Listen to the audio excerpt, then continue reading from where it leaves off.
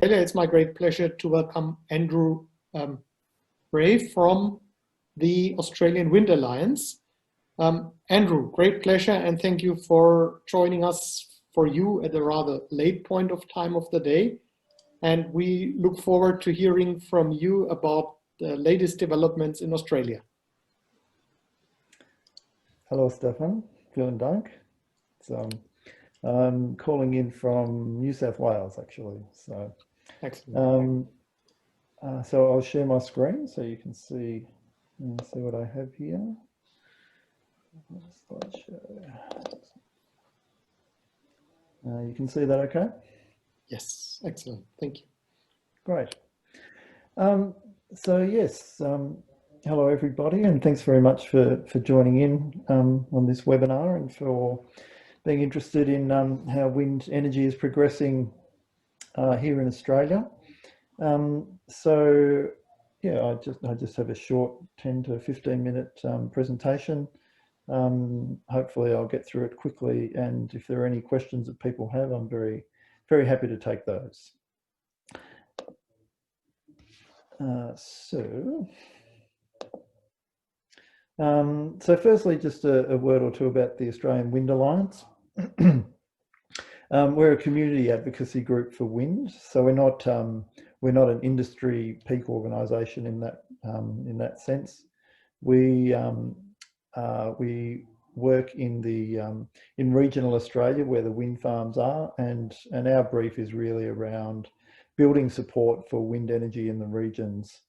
That may not be such an obvious thing to many of you from different countries, but here in Australia, the history of wind energy has been a little bit fraught, and there has been opposition at different times. So part of our role is really to work with local communities to try and make sure that wind is done in a way that works best for those communities. So we're around 7 years old. As I mentioned, most of our work is in regional Australia, but also we do work with industry on issues around community engagement and financial benefit sharing, which I think is reasonably well developed now in Australia. The sense that the financial benefits of a project need to spread beyond just the landholders to the broader community. But one thing, in fact, we're quite happy with where wind energy has gotten to in that sense, and going forward, as I'll sort of return to later in the presentation, a lot of the renewable energy development and wind energy development in Australia will be in renewable energy zones, which will be a mix of wind, solar, storage, so batteries and pumped hydro, and areas around the country where those ones will be. And so we're quite keen to keep doing that work around the social license of renewable energy, but alongside those different technologies. And therefore, we're in the process of rebranding ourselves as Alliance, Renewable Energy Alliance, if you like. As Peter Ray has, and I assume he's here on the call, has pointed out to me, there's potentially we slightly bump into the REN Alliance, but my understanding is the REN Alliance is very much an international organisation, whereas we will be sticking very much within the Australian borders. So to go on to where Australian wind energy is in Australia, we have around about 8,000 megawatts of wind installed here in Australia, and probably about 2,000 of that has been installed in the last 12 to 18 months. So we've been in the middle of a real boom of new construction, which is largely driven by the end of the renewable energy target federal policy that we had here. And that renewable energy target was designed to get us to 20% renewables by 2020. It was set up back in 2001, I think it was, and then increased in its ambition in 2009. And as we'll see in a second, we're now very much probably around 25% renewable energy. And of that, wind has about 15% of the installed capacity and produces about 9.3% of total demand. So the rest of that 25% is made up from solar, largely rooftop solar, some large-scale solar and some hydro. In Australia, as many of you will know, we have these icons on the right-hand side here are the various wind farms across the eastern side of the country. The western side also has electricity. I think that's worth pointing out. But what they call the national electricity market only extends to the eastern side of the country. So that's mostly what I'll talk about in the next few slides. But as you can see, there's quite a large cluster here in South Australia. Again, another large cluster here in Western Victoria. And these use the winds, very strong winds that we have coming up from, essentially Antarctica up through the Great Australian Bight here. Tasmania, we have a couple of new wind farms here which have just gone in the last 12 months. New South Wales, this is where I am, a bit of a line there, and there's a great dividing range sort of goes up this part of the country. And we're also now starting to see wind farms go into Queensland, which is this state up here. And that's been relatively recent as Queensland has lower winds than this area down here. But the new larger wind turbines are able to handle those conditions. We have, I think there's probably over 100 wind farms, separate wind farms in Australia now. And here, I want to show you a chart. We have an excellent piece of software which is widely available here in Australia for free, called OpenNEM. And it's essentially a window into the national electricity market. And it's got some marvelous information, really easy to use. If you're ever interested in seeing Australian energy market statistics, it's opennem.org.au. So it's easy to find and quite easy to read. So what we're looking at here is a period of 3 days at the end of last week. And so here we're in spring, of course, which is a very good time for renewables. We get a lot of wind in spring, and also solar is quite good as well. We haven't moved into the hottest part of the year, so the efficiency for solar production is quite good. And so what we're seeing here is that renewables are actually supplying 33% of the total demand, and wind is supplying 15%. So as I mentioned before, across a year, wind is producing 9% or a bit above of the total demand, but in this particular 3-day period, wind, which is the green part here, was supplying 15%. The yellow parts here are solar, rooftop and large-scale solar, and as you can see, they're taking out very large chunks of or supplying very large chunks of the demand during that daylight period. And the other notable thing that we're seeing here is gas, is the orange one, produces very little. I think gas in total is producing around about the same amount as wind energy, so not very much. And as you can see, it's a bit of a sliver here. But the main thing that's interesting here is that this is our coal, both black and brown coal production we have in the bottom. And as you can see, in the middle of the day, the coal is ramping down quite a lot. So from 16,000 megawatts right down to 10,000 megawatts. And in fact, this one's even lower. We're now getting to the stage where our overall minimum demand we're hitting new records like almost every day at the moment, because we've had a lot of new wind and a lot of new solar coming on the last 12 months. So the minimum demand, as in front of the meter demand, is sort of dropping and dropping because of that solar that solar chunk that's coming out. And so that's making life kind of challenging for the market operator, but it's very interesting, and renewables are producing a huge amount of the electricity in the country. And I'll just show another one of these ones just to point to this moment, which I think was last Sunday, so just a few days ago. And on a Sunday, for almost the first time, renewables were producing over 50%. So it's instantaneous production. Renewables were producing 50% of the electricity in the market, and wind was about 10. So we really are pushing on quite a bit at the moment in terms of renewable penetration.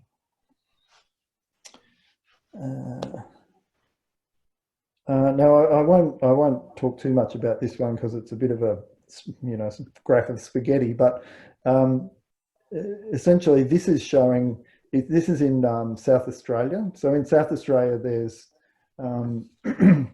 wind is producing 40%, over 40% of all the energy in South Australia is coming from wind, and this is a map of the production of wind in a particularly high sort of wind time. So at times they're actually producing over 100% of their energy needs from wind and exporting to other states.